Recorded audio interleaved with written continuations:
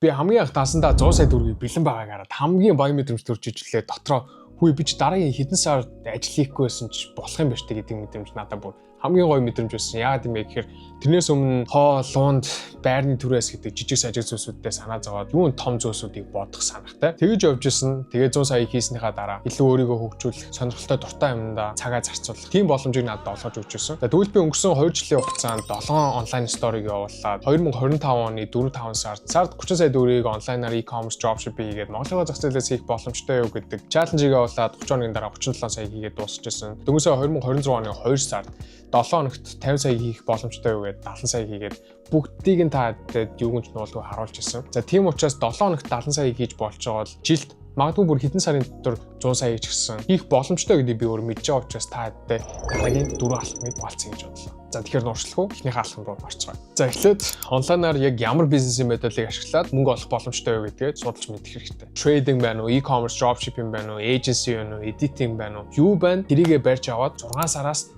1 жилийн хугацаанд уруулахгүй зөвхөн тэрэндээ тууштай байж хичээх хэрэгтэй. Trading хийгээд ихсэн бол бити dropshipping e-commerce руу орж ир. E-com dropshipping-д орсон бол бити агентлаг руу орж. Яг энэ байдлаар. Яагаад юм бэ гэхээр жишээний юм туушч үзэж байгаа бол тэр чинь чамаас тодорхой хэмжээнд энерги цаг зав чинь зарцуулнаа л гэсэн. Чи хамгийн анх саксны тэмцээнд орохдоо тэрнийхээ өмнө ганц бэлтгэл хийчихэл маргааш тавьчихсан шууд алтан медаль авдаггүй те яг адилхан. Тодорхой хэмжээний бэлтгэл хийж өөрийгөө дасгаж сургачиж тэгжээ чи хамгийн анхныхаа тэмцээнд ороод медалийг авч ирсэн баг. За тэгвэл яагаад онлайнаар бизнес хийх чухал юм бэ гэдгийг би тайлбарлая. Би өөрөө Нью-Йорк их сургуулийн Шанхайгийн 4-р курсын үед Нью-Йоркт 2 жил болсон, Шанхайд 2 жил болсон. Маш өндөр төлбөртэй, жилийн $80,000 төлбөртэй. Тэгээ хамгийн анх аав ээж маань миний төлбөрийг төлөх гэж боо юм болж исэн. Тэрийг нь би болиулахын тулд үндсэндээ бизнес эхлүүлээд тэр маань илүү томроод тэгж явж исэн төгтөө. Бодоод үз. Чи хичээлийнхаа хажуугаар, ажлынхаа хажуугаар онлайн учраас хийх боломжтой байхгүй. Энэ онлайн бизнесийн модулууд. Та дөмнө баян одоо мөнгөтэй хүмүүс ч юм уу тэгэнгүүт өөнийг тиймэрхүү хүмүүс байдаг гэж сонссон. Өөнийг тийм хүн байдаг гэж сонссон. Одоо болонгууд цаг үе өөрчлөлттэй. Хүн болол 21-р зуун боллоо. AI хийм л оюун ухаан. Хүн болгон онлайнаар мөнгө хийгээд энэ тэр гэлтэй. Тэр хүмүүс ч н одоо таад энэ үдэн дээр бэлэн гарч ирдэг болж байгаа. Scam age буруу замаар мөнгө олж байгаа хүмүүс ч байгаа. Тэр хүмүүс нь илчлэгдэх цаг хугацааны ил асуудал. Гэхдээ зөв аргаар мөнгө олж байгаа хүмүүсийг буруутгах болохгүй. Тэр хүмүүсээс суралцах хэрэгтэй. Айгүй олон хүмүүс энэ муусай юмнууд хэмчлэнгээр хүмүүсийг буруутгадаг. Өөрөө онлайнаар юм хийж чадахгүй тэр хүмүүсээс сурч чадахгүй учраас өөрийнхөө insecurity буюу чадахгүй байгаа зүйлээ бусдыг буруутгаж таардаг тийм хүмүүс. Тэгэл нөгөө 9-5-ын ажлынхаа хооронд гацчдаг. Царын цалингаас цалингийн хоорондоо бас гацсан хүмүүс байгаа гэсэн. Тэгээд нэг мэдхэд чи 20, 30, 40, 50 хайр амьдрал. Тэгвэл чи магадгүй 6 сараас 1 жил гэсэн шүү дээ. 9-5-ын хооронд ажилтаа бол чи өглөөний 5-9, тэгээ оройны 5-9 яг яаж зарцуулж яах гэдэг айгуу сайн анзаарч үзээрэй. Өглөөний 5-9-ийн хооронд хүмүүс би өглөөрт босч чадахгүй байна. Эсвэл 5-аас ажил таарсны дараа найзуудтайгаа уулзсан эсвэл төвчөө ерөн зүгээр ойлгох хэрэгтэй шалтгаан. Хэрвээ энэ шалтгаад хаяад зүгээр 6 сар жилээ боли 6 сар л яваад үзэхэд амьдрал чинь яг ямар хэмжээгээр өөрчлөгдөх бол мөн дээрээс нь ямар хэмжээний ажлыг амжуулж чадна гэж бодож байна. Тэгэхээр шалтгаан тоочоод амьдралаа үрхэд энэ сайхан амьдрал маань дэндүү хайраа шүү.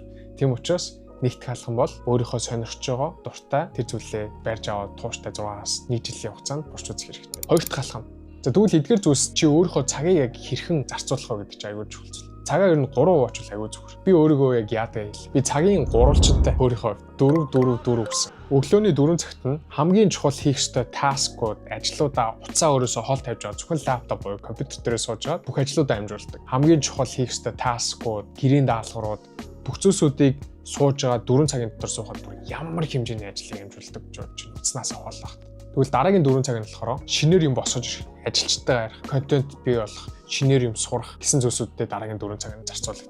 Араа үлдсэн 4 цагт нь болохоор үйлчлүүлэгчтэй барааг нь хөрөөж өгч гин үү, болж гин үү, ажилчтай яаж гин, сурагчд яаж гин. Яагаад юм бэ гэхээр чи аль хэдийн мөнгийг нь аваад сервис буюу үйлчлэгээ үзүүлж байгаа бол тэрийг тулсан үзүүлэх хэрэгтэй гэсэн.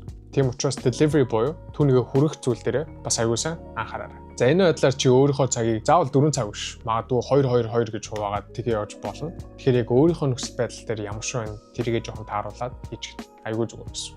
За гуравдах нь хэрэггүй зүйл ерөөсөө бити мөнгө өрөөр. Одоо чи онлайнаар бизнес хийгээд явдаг боллоо тодорхой хэмжээний мөнгө олоод эхэллээ. Тэгэл найзуудтай гоё харагдах гад ч юм уу эсвэл охтууд таалагдах гад, залуучууд таалагдах гал эрэхтэй ирэхгүй баахан юм аавн тэгж ерөөсөө болохгүй юм билээ. Ойлгож авсан. Яагаад юм бэ гэхээр би яг хүн таалагдана гэхээсээ илүү би ахиж эзэж 23 настай байхгүй. дахиж хизээч иймнүүдийг надад байхгүй гэж бичсэн. Баахан хамгийн гоё юмнуудыг авдаг. Тэгэл жилийн тим их хэмжээний төлбөртэй сургуульд явдаг мөртлөө сарын хэдэн мянган доллараар Porsche 718 Boxster түрээсч аваад 4 сарын хугацаанд түрээслээ тэгээд явсан. Одоо бол машин байхгүй байгаа. Яагаад юм бэ гэхээр одоо л жоохон мөнгөндөө ухаалаг хандах зарцуулах хэрэгтэй байна гэдгийг ойлгож авсан. Тийм учраас чи ч гэсэн тодорхой хэмжээний мөнгө олоод эхлүүгээ шууд бүгдийг нь хэрэгтэй юм зарцуулаад орлого зарлах чинь тэнцээдэж юусоо болохгүй мэлээ гэдгийг аягуулсан ойлгож авсан. Мөнгө аягуулсан юм.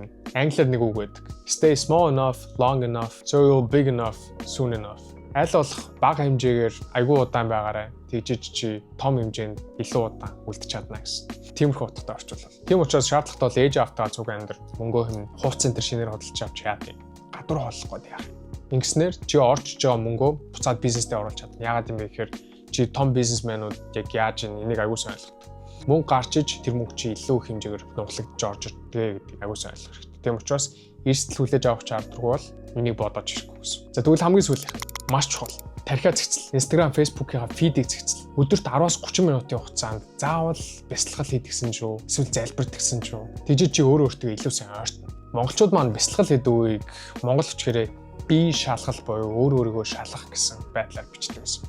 Юу вэ гэхээр бясалгал хийдэг чинь амьсгал дээрээ төвлөрөд юу ч битгий бод, толгойнхоо дээд оройны цэг дээр ерөөс дээр биш. Чи юу бодож чинь чи тэр болно гэдгийг аягүй сайн ойлгох хэрэгтэй. Монголчууд маань тэрийг айл эртээр үеэс мэддэг байсан юм байна. Аюу олон хүмүүс хэлдэг тийм үү. Чи юу бодно түүнийгээ ураан, чи юу бодно тийм болно гэж. Энэ дээр нэг концепт буюу ойлголт байна. Тэр нь юу юм бэ гэхээр neuroplasticity гэж байдаг. Plasticity гэдэг нь пластик буюу хуунцар гэж байгаа. Гэхдээ энэ дээр утга нь болохоор flexibility буюу flexible, буян хатан хөрвөх чадвартай гэсэн утгатай. Чиний тархи чинь өөрөө чиний юу бодож байгаа тэрн рүү хэлбэр тархи чинь өөрөө дасч зохицдог гэсэн. Тийм учраас өөрийнхөө толгойдоо бодож байгаа зүйлсүүдээ айгүй сайн цэгцэлж ярьж, цэгцэлж бодож сурах хэрэгтэй гэсэн. Өөрийнхөө тархинасаа гараад хоёр дахь хүний өнцгөөс харж ийн гэж бодоод.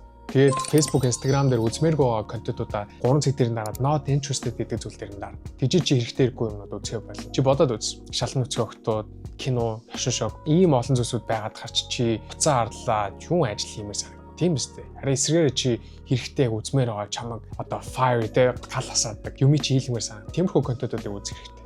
Яаж вэ гэхээр тиймэрхүү контентууд гарч ирүүгүй interested сонирхож чинь. Тэгж дараа дэрэнгүүт чи контентууд уцаа хараад ирэнгүүт энэ хүмүүс чи ингэж байгаа юм тэгж байгаа юм. Би нэр яагаад ингэж болохоо гэж жим хиймээр санагдана, ажиллаа хиймээр санагдана. Тийм болгож өөрийнхөө фидийг дасгах хэрэгтэй. Айгуу чухал. Тэгэхээр чи биен дээрээ дасгал хийдэгтэйгээ яг адилхан тархин дээрээ дасгал хийж өөрийгөө хэн болох вэ, юу болох вэ гэдгийг бодож дасгалаа авсан. Айгуу сайн хийгээд өөрийнхөө орчин тойрон бүх зүйлсүүдийг түүндээ тааруулснаар чи жилд 100 сая байтугай сард 100 сая хийгч боломжтой болно гэдэг энэ бичлэгээрээ таадтай хуваалцмаа санагдлаа.